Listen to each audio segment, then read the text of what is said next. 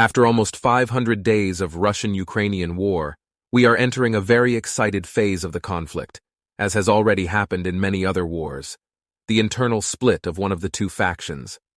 Yevgeny Prigozhin, head of the Wagner battalion, rebelled against Vladimir Putin and occupied the military sites in the city of Rostov-on-Don. The outcome of the internal feud cannot yet be known, but Putin this morning declared, "This is a battle to decide the fate of our people, and it requires the joining of all forces. We will not allow what happened in 1917 to happen again." The fear of the Tsar, the terror of being betrayed, and of being thrown down by popular acclaim hover in the air.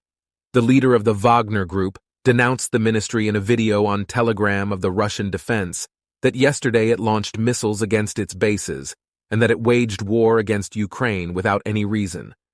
He added that the Russian Defense Ministry misled both Russian society and Vladimir Putin when he said the country faced an imminent threat from Ukraine in February 2022.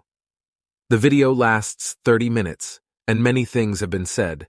I leave you the link in the description for the telegram, but it explains that nothing had changed in Donbass since 2014, and that today the occupied territories have been divided among the oligarchs who are looting on the territory.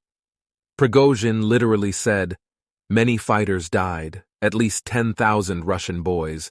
We will decide how to respond to this atrocity. The next move is up to us." In addition, he communicated that he had taken control of the military sites of Rostov-on-Don. To give some numbers, Prigozhin says that there are around 25,000 soldiers under his orders, but they could be joined by others who are dissatisfied with Putin's regime. As always happens in these cases, Prigozhin does not say that he is waging war on the state, but that he is acting to restore justice, a phrase that is always customary on these occasions. Prigozhin has no intention of stopping in Rostov, which is very close to Ukraine on the Sea of Azov, but his stated goal is to reach Moscow and depose the Tsar, Vladimir Putin. It seems like a far-fetched intention, but at 10:40 on the 24th of June, the latest news also gave the city of Voronezh, 500 kilometers south of the capital, as occupied, with numerous Russian citizens and soldiers who had already gone over to Wagner's side. And also in this case there are Putin's ritual threats.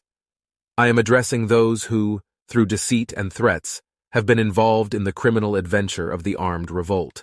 All those who have taken up arms against the armed forces are traitors. Those responsible will be brought to justice.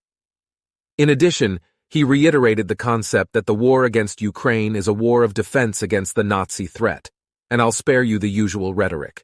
The counter-offensive by the Russian official forces has for now been aimed at the Wagner headquarters in St. Petersburg, which has been occupied by the military, and which also includes Prigozhin's restaurant and hotel. Yevgeny Prigozhin today is at the head of the revolt against the Tsar, but until yesterday he was just meat and pie on the head. His nickname was Putin's Cook, because he has a series of restaurants and centers where the Russian president usually eats, and in addition to doing business as a restaurateur, he is also the head of the Wagner Group, a private military company. To put it simply, they are mercenaries, mostly ex-convicts, who formed themselves in 2013 and operated for the first time in Donbass in 2014, where, according to Prigozhin, the situation had been stable since then. The reason why he is rebelling against Putin is that yesterday his company would have been the victim of an attack by the Russian armed forces, which aimed missiles at it and killed many soldiers.